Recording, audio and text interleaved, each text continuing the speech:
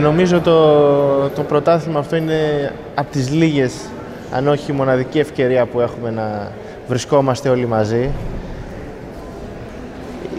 Ειδικά σε τέτοιο μεγάλο αριθμό.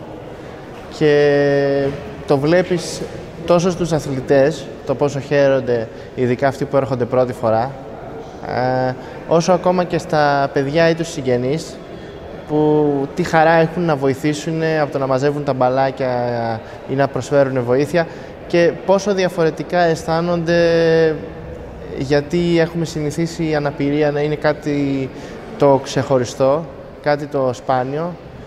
Βλέπεις έναν άνθρωπο με αναπηρία έξω και σου μένει στο μυαλό, στιγματίζεται υπό μια έννοια, ενώ όταν τους βλέπουν όλους μαζεμένους, θεωρούν ότι είναι φυσιολογικό, ότι είναι κάτι που συμβαίνει και όλα καλά.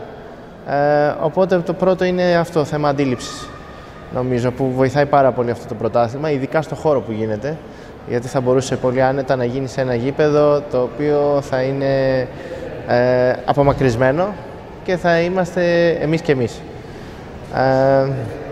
Το δεύτερο νομίζω έχει να κάνει με τους ίδιους τους αθλητές, γιατί βλέπεις πόσο κοινωνικοποιούνται, που τους στηρίζει όλη η ομάδα, δίνει συμβουλές και τους ενθαρρύνει και νιώθουν ότι ίσως για πρώτη φορά σε αγώνες επίσημους δεν αισθάνονται μόνοι τους.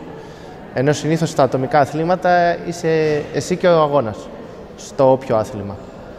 Νομίζω αυτά τα δύο είναι τα σημαντικότερα στοιχεία. Μετά βέβαια είναι και το θέμα της ψυχολογίας, γιατί ακόμα και οι άνθρωποι που μπορεί να μην αισθάνονται και τόσο καλά, παίζεις τον αγώνα, βγάζεις την ένταση και μετά μπορείς να συνεχίσεις την ημέρα σου. Ο αθλητισμός γενικά βοηθάει πάντα σε αυτό, πόσο μάλλον υποπίεση. Κακώς δεν γίνεται πιο συχνά. Εντάξει, μπορεί να υπάρχουν διάφορα θέματα διαχείρισης προϋπολογισμού, δεν είμαι της Ομοσπονδίας για να απαντήσω σε αυτά τα τεχνικά ζητήματα, αλλά ναι, γιατί προσωπικά μετά έρχομαι στους αγώνες από το 2011 και μετά από τόσα χρόνια πάντα υπάρχει μία κόπωση, μία κάμψη, διότι γνωρίζεσαι με τους αθλητές, ξέρεις με ποιους αγώνες θα παίξεις, ξέρεις ίσως από πριν ποιους θα κερδίσεις, ποιους θα χάσεις και θες κάποιες εναλλαγές μέσα στη χρονιά. Υπάρχουν βέβαια τα ανοιχτά τουρνουά, στα οποία πηγαίνουν κατά καιρούς, με τους αρτιμελείς αθλητές ή τους μη κινητικά ανάπηρους, αλλά πάλι δεν είναι το ίδιο, είναι διαφορετική η αίσθηση και υπάρχει μια κάποια ταλαιπωρία. Νομίζω ειδικά στην επαρχία αυτό είναι πάρα πολύ μεγάλο πρόβλημα. Στην Αθήνα μπορεί να έχεις 50 και 60 άτομα και συστηματικά να γίνονται τουρνουά ακόμα και μέσα σε ένα σύλλογο, έτσι, ένα απλό τοπικό τουρνουά. Κάτι που δεν γίνεται τόσο στην επαρχία. Νομίζω πρέπει να γίνει αυτό και αυτό που χρειάζεται, θα έλεγα, είναι μια μικρή ενθάρρυνση.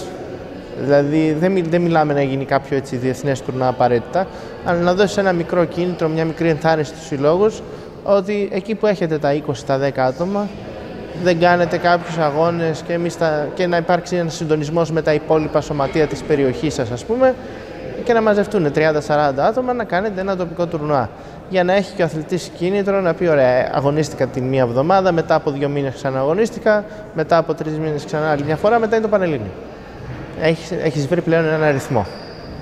Άρα λοιπόν η διαδικασία της προόδου, της αθλητικής προόδου και της ανόδου του επίπεδου είναι σχεδόν ανύπαρκτη, διότι λείπουν οι αγώνες. Ναι. Λείπουν οι αγώνες σε ποιήσεις ώρες.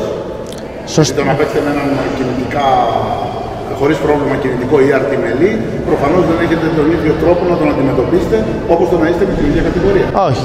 Και αυτός ακριβώς, επειδή έχει αυτό το εντός εισαγωγικών πλεονέκτημα, πολλές φορές δεν βασίζεται στην τεχνική του κατάρτιση, γιατί βασίζεται περισσότερο στη φυσική του κατάσταση, το οποίο είναι και αυτό μια δοκιμασία, αλλά μετά έρχεσαι σε ένα πανελλήνιο πρωτάθλημα όπου όλοι ακριβώς λόγω των ζητημάτων που έχουν βασίζονται στο τεχνικό κομμάτι και παίζουν ακριβώς τις αδυναμίες σου και ξαφνικά νιώθεις ότι δεν έχεις παίξει ποτέ. Γίνονται προσπάθειες, αλλά συνήθως βασίζονται στην προσωπική δουλειά και τη διάθεση συγκεκριμένων ανθρώπων, με αποτέλεσμα να γίνεται αποσπασματικά. Είχα γράψει και ο ίδιος προσωπικά ένα άρθρο για το συγκεκριμένο πρωτάθλημα και θυμάμαι χαρακτηριστικά έναν αθλητή όπου είχε πάει σε ένα διεθνές τουρνουά και μου έλεγε ότι δεν θα ξεχάσω που στο γήπεδο είχε μαζευτεί, είχε γεμίσει ο κόσμος και το 90% ήταν άνθρωποι φυσιολογικοί, οι οποίοι δεν είχαν κάνει συγγένεια με τους αθλητές. Και πρώτη φορά αγωνιζόμουν με τόσο κόσμο.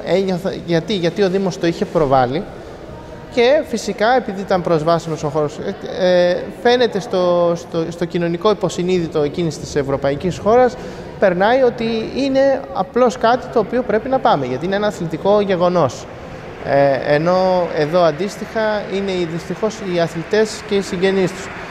Το αμήλικτο στατιστικό που χρησιμοποιώ πάντα είναι ότι 13% περίπου του πληθυσμού έχει αναπηρία. Αυτό πρακτικά σημαίνει ότι είναι 1.200.000 άτομα συμπλην μερικές χιλιάδες. Εδώ γιατί έχει μόνο 60% πόσο άτομα είναι στο πρωτάθλημα και δεν είναι πάνω από 1.000. Δεν λέω ότι όλοι είναι απαραίτητα για την επιτραπέζια δυσφαίριση, αλλά αυτός ο αριθμός είναι ακριβώς αυτό που είπατε, είναι μέσα στο σπίτι του, κλεισμένος, υπάρχει ο φόβος, ο στιγματισμός, το ότι δεν είναι προσβάσιμοι οι χώροι, αλλά ο αθλητισμός δεν θα τα λύσει όλα αυτά, αλλά είναι ένα πρώτο βήμα.